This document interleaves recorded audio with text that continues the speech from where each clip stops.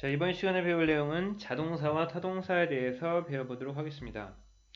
자타동사는 일단 기본적인 개념에 대해서 설명할 거고, 자타동사를 왜 구분해야 하며, 자타동사의 종류, 그리고 국어와 영어의 차이점은 무엇이고, 자타동사를 확실히 구분되는가에 대한 주제로 이야기해 보도록 하겠습니다.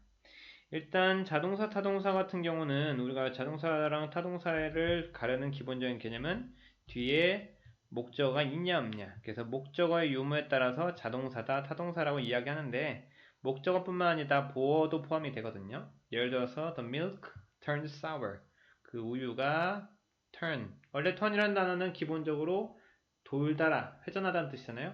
근데 turn 다음에 sour이라는 음식이 쉬다 할 때 쉰에 해당할 때, 이렇게 형용사가 나올 때는 보어겠고, the old lady grew tired due to hard work, 그 나이 먹은 노파가, 그류는 어떤 성장하다, 자라다는 뜻도 있지만 성장하다 뒤에 형용사를 쓰면은 해지다라는 뜻이 되거든요. 그래서 grew tired, 피곤해지다, due to 때문에, hard work, 열심히 일한 것 때문에. 그 다음에 warm clothes protect us from cold, 따뜻한 옷은 protect, 보호해준다 우리를 from cold, 추위로부터. 이랬을 때 protect 다음에 뒤에 목적어를 쓸 수 있잖아요. 이랬을 때 우리가 얘네들을 타동사 혹은 얘네들을 뒤에 sour이나 tired 같이 이거를 보어라고 하는 건데, 이럴 때 이제 우리가 이거를 타동사라고도 하기도 하고 linking verb라고 해서 연결동사라고도 하긴 하거든요. 아무튼 이런 것들을 보통 타동사라고 이야기할 수 있다. 그 다음에 이제 타동사를 왜 구분해야 되냐라는 개념에서는, 일단 타동사랑 자동사의 가장 큰 핵심은 뭐냐면은, 타동사 같은 경우는 뒤에 목적어가 있잖아요. 목적어가 있을 때 목적어가 있어야 영어에서는 수동태가 가능하거든요. 그러니까 우리가 이 문장에서 얘가 능동태다 수동태라고 구분한 이유는, 가장 큰 핵심은 타동사가 돼야만, 즉 주어 동사 목적어의 문장이야만 이 목적어가 다시 주어로 바뀌어서 수동태가 가능하기 때문에, 수동태라고 하면 알다시피 비동사 플러스 pp 형태, 이런 게 가능하기 때문에 자타동사를 나누는 내용입니다. 그리고 이제 자타동사에서 핵심은 또 뭐가 되냐면은, 자타동사에서는 의미의 변화가 좀 가져올 수 있어요. 예를 들어서 the graves of the dead were remained, 그 grave, 어떤 묘지죠. 그 죽은 자들의 묘지들은 남아있다, 남겨져 있다. 두 가지 해석인데, remain이라는 뜻은 어디에 남다라는 뜻이죠. 근데 이제 remain이라는 단어가 우리가 자동사에 속해요. 자동사.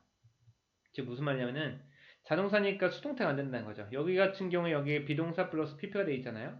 우리나라 말로 해석하면은 그 죽은 자들의 무덤이 남겨져 있다 라고 해서, 남겨져 있다, 수동태가 아름답고 괜찮은 해석이지만, 실제로는 remain이라는 단어는 어디 남다, 그래서 이렇게 형용사를 쓰거나 아니면은 뒤에 장소를 나타내는 말이 나옵니다. 그렇기 때문에 여기서는 이 문장이 자체가 틀려요. 어떻게 써야 되냐면 the graves of the dead remained, 이것만 써야 됩니다. 얘 쓰면 안 되고. 그 다음에 의미의 차이는 어떻게 가져오냐면은, population in the world, 세계의 인구는 increased gradually. 자, increase라는 단어는 원래 두 가지 뜻이 되겠죠. 원래는 증가하다가 있고 증가시키다라는 뜻이 있어요. 증가하다랑 시키다. 뭔 차이냐면은 보면 알겠죠. 세계에서 인구는 증가한다, gradually, 점점. 그래서 증가하다 괜찮죠? Agriculture increased likelihood of the survival. 농업은 증가시킨다. likelihood, 가능성을, 생존 가능성을 증가시킨다. 즉 여기서는 증가하다가 아니라 증가시킨다라는 타동사 형태로 해석을 해야 됩니다. 농업은 증가시킨다, 그 생존 가능성을. 이렇게 표현되어야 되기 때문에 증가시키다랑 증가하다랑 두 개의 차이점이 있기 때문에 이때도 자타동사를 구분하는 게 좋겠죠. 위에 말하는 increase, 이게 자동사고 뒤에 목적 없으니까. 그리고 여기 likelihood라는 명사가 있기 때문에 얘는 타동사다. 그 다음에 완전과 불완전의 개념인 건데, 이거는 동사 패턴이랑 관련되어 있습니다. 동사 패턴이라고 하면은 문장이 우리가 사실 자동사가 완전 타동사가 있는 주어 동사로 구성되는 거, 그리고 완전 타동사가 있는 반면에 불완전 타동사가 있거든요. 예를 들어서 위 문장이 그랬어요. 따뜻한 옷은 보호한다 우리를. 문장 딱 끝났잖아요. 그쵸? 여기까지만 있어도 되지만 사실 우리를 보호한다 한다면 당연히 좀 궁금한 부분이 있는 거죠. 뭐로부터? From cold. 이 문장을 빼도 된다, 빼면 안 된다라고 이야기하는 거는 상황에 따라 다르겠지만 여기서는 쓰는 게 훨씬 더 낫죠. 이럴 때 우리가 보통 주어, 동사, 목적어가 문장이 완벽하다고 할지라도 뒤에 추가적인 말들이 필요할 때 이거는 불완전하다고 이야기할 수도 있다. 자, 그럼 완전한 불완전의 개념은 뭐냐면은 all the living creature 모든 살아있는 생명체는 coexist 공존한다. co란 단어가 함께라는 뜻이죠. exist는 존재하다는 뜻이고 모든 살아있는 생명체는 공존한다. 문장이 완벽하죠. 뒤에는 everywhere 어딘가에 뭐 도처에 이런 뜻인데 문장이 주어 동사로 완벽할 때 이걸 우리가 완전 자동사라고 하는 거고 그리고 she reminds me of my old friend 그녀는 떠올리게 했다. 나에게 뭐를? 나의 오래된 친구를. 즉 내가 길을 가다가 어떤 여자를 봤는데 그 여자를 봤더니 내 옛날 친구가 떠오르는 거야. 이랬을 때 영어에 이런 표현을 쓰거든요. 아니면 내가 내 수첩에 있는 아니면 내 지갑에 있는 어떤 걸 꺼내는데 갑자기 이거 봤더니 다른 게 떠오른 거야. 이렇게 쓸 때 패턴이 remind somebody of 어쩌고저쩌고 쓰는 건데 이럴 때 문장에서 그녀는 떠올렸다 나를 이렇게 해서 문장의 주동사 목적어로 문장이 완벽하냐라고 물어봤을 때 우리는 당연히 아니라고 할 겁니다. 왜냐면 그녀가 나에게 떠올렸다. 그럼 당연히 추가적인 내용이 필요하겠죠. 이럴 때도 우리가 이거를 불완전이라고 한다. 그 다음에 one of my roommates asked me 나의 반 친구들 중에 하나가 물었다 나에게 한다면 당연히 뭘 물어봤는지가 필요하겠죠. 이럴 때도 문장이 주어 동사 목적어로 완벽하지만 우리가 이 주어 동사 목적어로만으로는 충분한 정보를 얻을 수 없기 때문에 불완전하다고 할 수 있고 근데 물론 어떤 한 케이스에서는 나의 친구들 중에 하나는 물어봤다 나에게 한다면 뒤에 내용이 충분히 그런 맥락상 상황상에서 설명이 된다라고 하면 상관이 없겠죠. 그 다음에 사람들 around me 나의 주변의 사람들은 생각한다. 뭐를? of the idea as clear 그 생각하는 건데 뭘 생각하냐면은 그 아이디어가 뭐로써 clear 명백하다고 생각한다.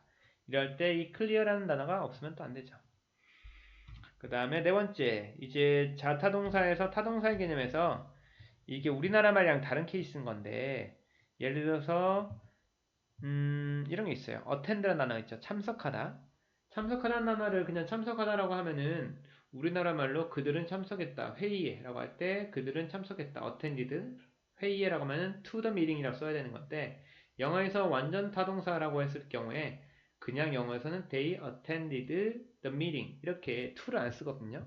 그런 것들이 간혹 몇 개가 있어요. 그래서 이런 것들을 좀 알 필요가 있는 거고 자타동사를 우리가 구분해야 되는 거 일 때 우리나라 말이랑 다른 전치사를 포함하는 타동사가 있겠고 그렇지 않은 경우가 있기 때문에 이때도 타동사를 구분해야 된다. 예를 들어서 reach라는 단어는 어디에 도달하다라는 뜻이에요. 어디에 도달하다, 이르다. 그들은 도달했다. 서울에 라고 하면 안 되는 거죠. 그러니까 서울이라는 게 명사가 있잖아요. 이렇게. 그랬을 때 여기 뭐뭐뭐에 도달하다라고 써야 된다 이 말이죠. 다시 해서 하면 그들은 어디에 도달했다. 어디에? 서울에. 이렇게 쓸 수 있죠. 안전하게 in the downfall. 뭐 폭우 속에서. 그리고 resemble이라는 단어가 뭐뭐뭐 흡사하다는 뜻이에요. 얘도 똑같이 resemble만 하면은 흡사하다, 닮다 이렇게 표현할 수 있지만 와 닮다라는 표현을 해석하는 게 좋겠죠. 그는 닮았다가 아니라 금는 누구누구와 닮았다 해야지 with를 안 쓰게 되거든요. 이렇게 그는 와 닮았다. 그의 아빠와 닮았다. 사진 속에서 이렇게 표현되려고 하면은 우리가 영어가 국어랑 다른 해석법 갖고 있는 그런 것들을 좀 정리할 필요도 있겠고 이런 식으로 능소동태의 문제 때문에 그리고 의미 해석 차이 때문에 그리고 패턴 때문에 자타동사를 구분해야 되는 것을 이해하면 좋겠다. 그리고 뭐 다섯 번째로 문맥상에서랑 구조상에서 우리가 자타동사를 구분하면 이렇게 좀 더 확실하게 문장 구조를 이해하는 데 도움이 되겠지만 근데 학생들도 당연히 알다시피 한 동사가 갖고 있는 게 자동사를 갖고 있는 동사는 거의 다 타동사를 다 갖고 있어요. 근데 몇 케이스마다 특별한 동사들은 자동사만 있는 경우가 있고 타동사만 있는 경우가 있기 때문에 이런 것들은 따로 정리해 주면 좋겠죠. 여기까지입니다.